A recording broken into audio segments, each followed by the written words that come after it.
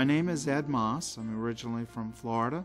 When we purchased the inn, our family decided that the mission statement for the Orleans Inn would be to provide food, service, comfort, and lodging for a lifetime of memories and friendship. For generation to generation, the Orleans Inn has been here, greeting guests and just providing a real sense of comfort and belonging and history, and we hope that that continues for generations to come. When the Pilgrims came over, they actually sighted the land right off the Orleans Inn, which is the Nauset Highlands. One of the families on the Mayflower was the Hopkins family, and two of the children were Giles and Constance Hopkins, and Constance was the teenage girl who came over with her family. Now, when they settled in Plymouth, 3 years later, the Anne came over and brought Nicholas Snow. And Nicholas and Constance met. They were married. They were one of the 7 families to settle this area of Cape Cod known as the Nauset region. The Orleans Inn itself was built by a descendant of Constance Hopkins and Nicholas Snow.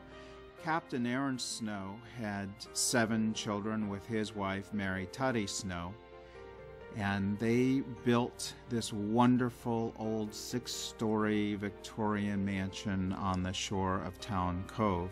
Captain Snow would bring in his schooner ship from New York and Boston, and they would dock behind the inn. They would unload the supplies, and this became the center of commerce for this whole area of the Cape. They lived upstairs, and they actually had the store on the main level.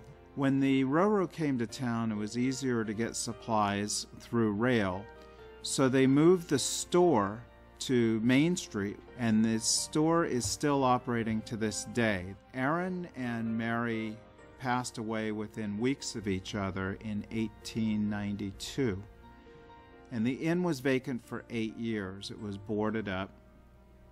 There were 2 older ladies who were sisters who bought the inn and turned it into a boarding house in 1900. They operated the mansion as a boarding house, and then it became a guest house and became fairly prominent. A German fellow bought the property in the late 40s. They put on a beautiful dining room, a tavern, they added guest rooms, turned it into a beautiful resort hotel.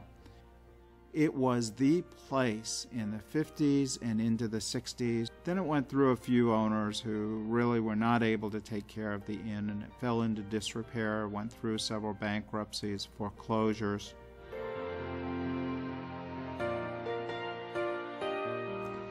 I had driven by the inn for about 25 years.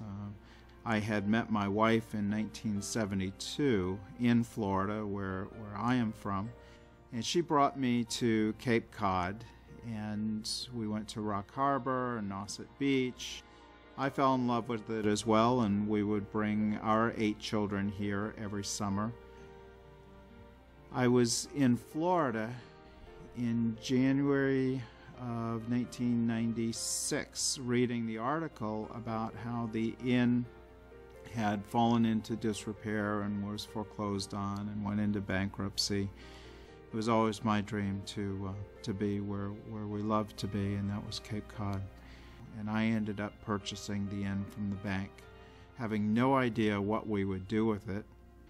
My son Ryan came up right out of high school. He was 18 years old, had just graduated high school, and he took the inn on as a project.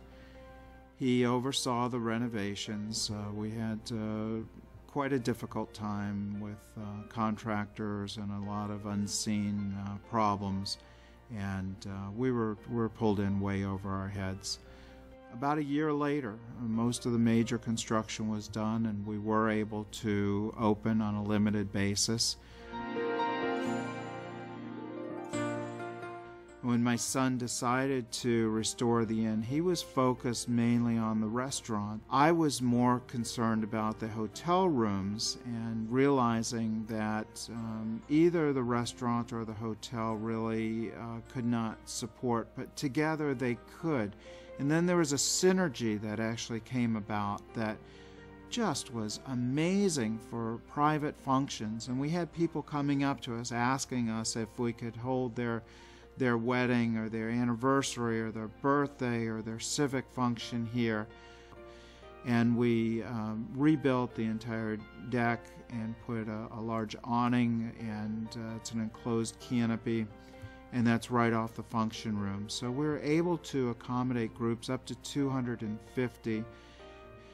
And the nice thing is the family and the guests can stay here in the hotel. We do have the restaurant that's available, but we can take that entire level right on the water and make that available for private functions.